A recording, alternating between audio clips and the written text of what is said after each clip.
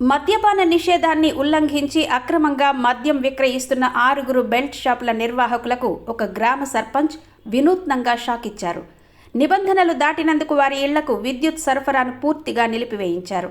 జనగామ జిల్లా చిల్పూరు మండలం నష్కల్ గ్రామంలో ఈ ఆసక్తికర సంఘటన చోటు చేసుకుంది. నష్కల్ గ్రామంలో గతంలో దాదాపు 20 బెల్ట్ షాపులుండేవి.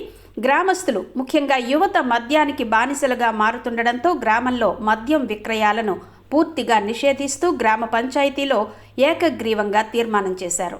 అయితే వారం రోజుల క్రితం గ్రామంలో జరిగిన బొడ్రాయి వేడుకల సందర్భంగా కొందరు నిర్వాహకులు ఈ నిబంధనలను బేఖాతరు చేస్తూ దొంగచాటుగా మద్యం విక్రయాలు జరిపారు.